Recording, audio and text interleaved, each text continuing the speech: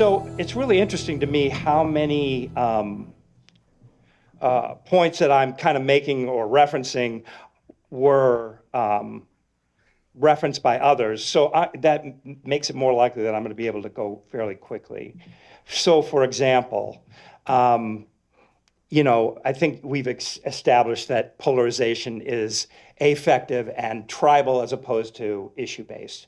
Even the most contentious issues in American politics, gun control, abortion, climate change, you are going to find majorities, and sometimes pretty significant majorities of Americans who support some policy initiatives, right? If you just talk about, gun rights, you're not going to get it. But if you talk about bump stocks or gun auctions, you can get majorities of Americans to agree. So that's not where our polarization comes from.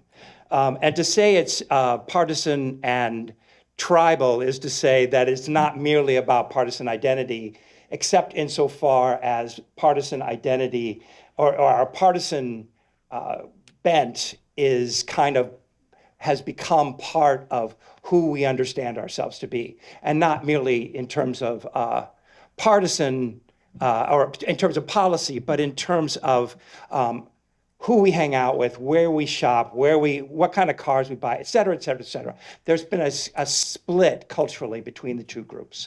And that is at the core of why we see polarization manifesting itself in terms of distrust, dislike, that sort of thing. So that is what I'm going to, can I get rid of this?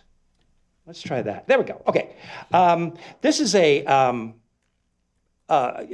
this data is getting a little long in the tooth now. It was 2020, but it's one that a lot of people have heard of, and it also bespeaks just how symmetrical this polarization is. YouGov and The Economist put a really positive spin on this, saying, look, a majority don't have a problem with their children marrying somebody from the other party. But for both Republicans and Democrats, 38% don't want that, would be upset if that were to happen. So again, just about the symmetry is what I wanted to point out here. But it's also a pretty significant number, much higher than it was, like, say, a generation ago. Okay. Do the people in the other party affirm the same values and goals that I do? And what's interesting about this is that it's comparing 2007 to 2024. But again, you're going to see a theme here. There is an extreme amount of polarization, and it's symmetrical. So Republicans, 64% believe that Democrats do not share their values and goals, and 56% of Democrats believe that Republicans do not share their values and goals. And I think, yeah, all right. And this one's really long, and it compares 2023 to 2024, which I think is dumb, because 2024 was an election year, and people were hearing ad nauseum how the other party was evil and stupid and bad, right? Un-American. So obviously that's going to impact their attitudes. But I want to just focus on, in 2024, the attitudes that Republicans had for Democrats and Democrats had for Republicans. So dislike. For Republicans, 85% of Republicans disliked Democrats, and Democrats, 88% disliked Republicans. Those are I mean, it's hard to get 88% of American, or a group of Americans to agree on anything. So those are extremely high numbers, and again, very symmetrical. Okay, so if we are equally, i.e. symmetrically polarized, what do we do? And I feel like I'm picking on this group, but I'm not. It's just meant to be representative. This is a very well-known organization, national in focus, and they're trying to address polarization. And what they say is, we know that there are going to be disagreements. We just have to disagree more civilly. We have to disagree better. And we need to embrace values of respect, humility, honesty, and responsible citizenship. And our goal is not to change people's view of issues, but to change their views of each other. The most important thing here is that I'm already saying that it's not about issues, right? It's not, that our polarization is about our identity, which is not captured in this conversation. The other thing is that, and I think this follows from the idea that our polarization is symmetrical. I think that from that follows the point of view that both parties are equally responsible, both for where we are and how we get out of it. So both parties have to commit to this, to seeing the other with a sense of mutual respect. Okay, so if you were paying attention to the title, you're going to know that, as far as I'm concerned, not all signs of polarization are symmetrical. So let me just show you a couple slides of that. I'm trying to get new ones. This is 2022. I mean, I think it's worth all of us remembering that right now polling is a moving target, right? You can see things are changing right now. And how that's going to manifest itself in a year or in 2 years or in 4 years, I don't think anybody knows. So we can talk about this, but we have to recognize that the ground is shifting under our feet. Anyway, solving our nation's problem depends on strong leaders who will take action against those who would undermine American values. Okay, strong Republicans, 90%. Not strong Republicans, 80%. All right? Strong Democrats is 59%. Still a majority, but a long way from 90. And not strong Democrats is 57. So all I want to just say, well, first of all, these are incredible numbers in terms of polarization, but they're not symmetrical. You have Republicans far more committed to these than Democrats. And then this is the other number. Do Americans have to resort to violence? And I think this is 2024. Yeah, this is about a year old. Do Americans have to resort to violence to get the country back on track? I mean, you could take the glass half full and say, oh, it's only 28%. But 28% of Republicans is millions and millions of Americans, right? And so it is still, even at 28%, still a significant expression of polarization. And the other point is that the number for Democrats is less than half, right? So again, they're not symmetrical. Okay, I'm just about done. I'm a political theorist. I don't talk with numbers. And so what I want to do is just reference a different kind or a different manifestation of this asymmetry with regard to our polarization.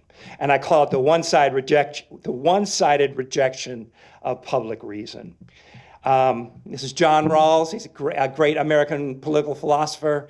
His two big books, which you probably had to read. If you were a political scientist, you had to read Theory of Justice. And if you're not as old as I am, you had to read Political Liberalism. Anyway, the point is that I'm focusing on his concept of public reason.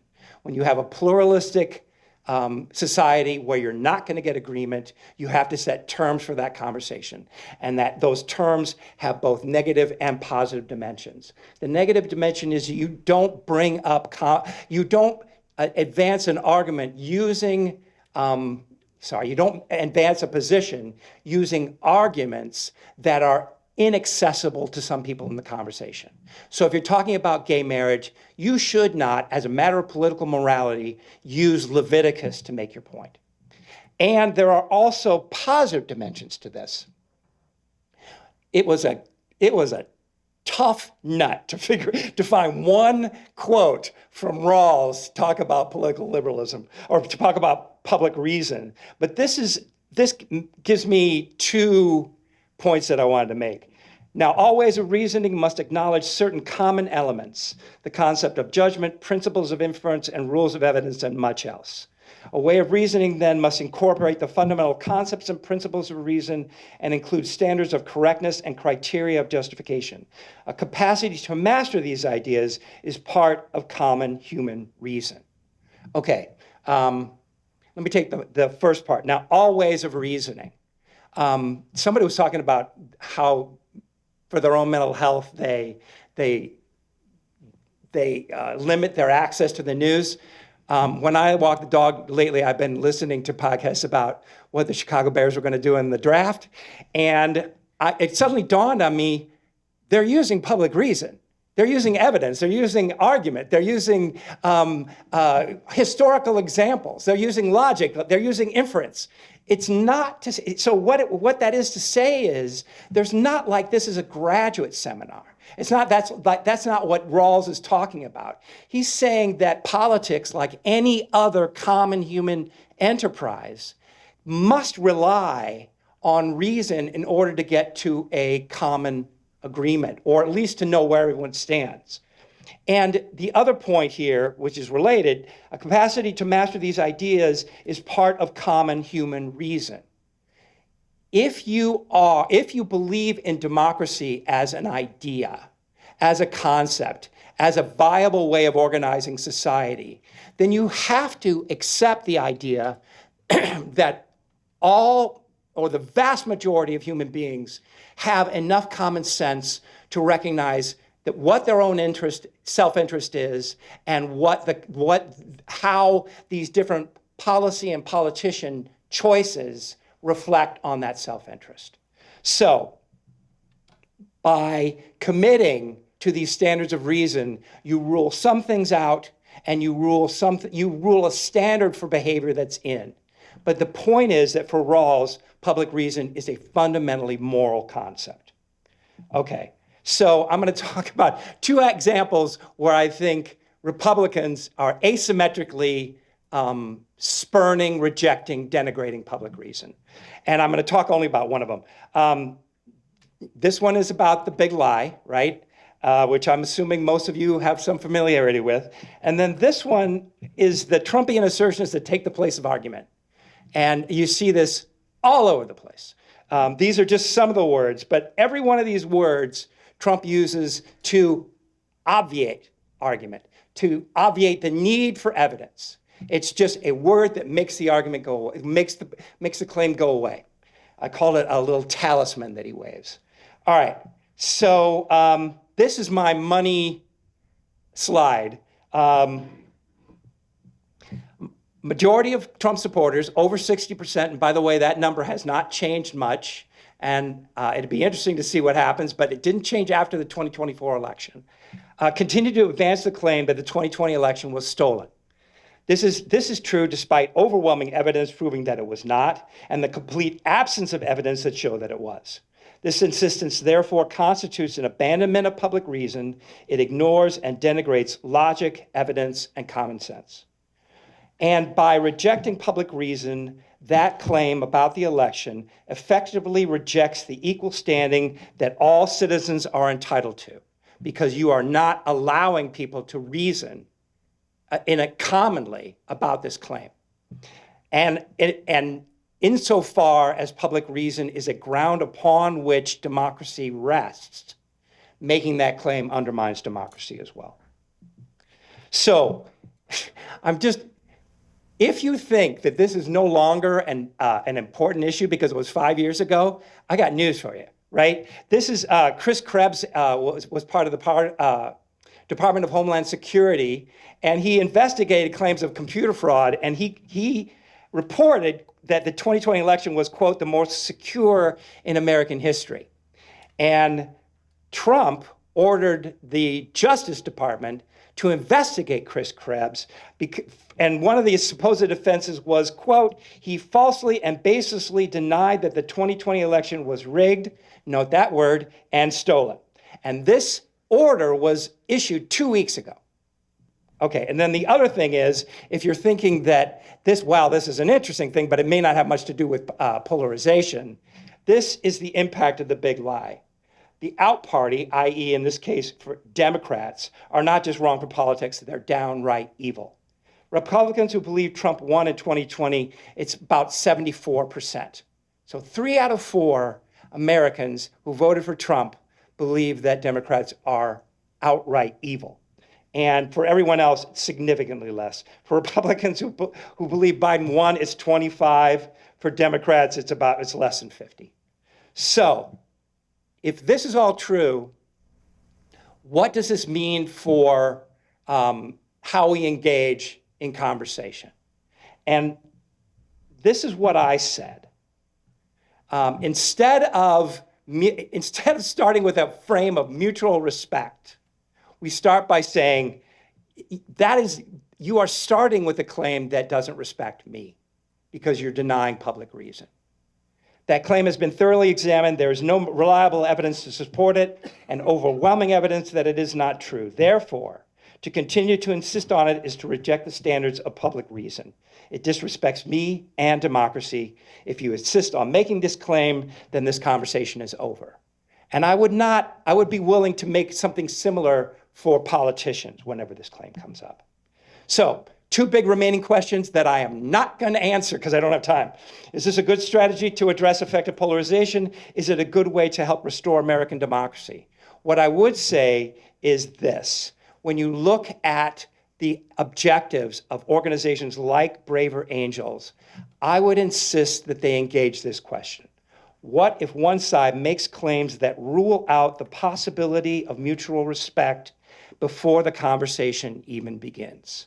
And how does that possibility change our strategy for addressing polarization? That's it. Thank you.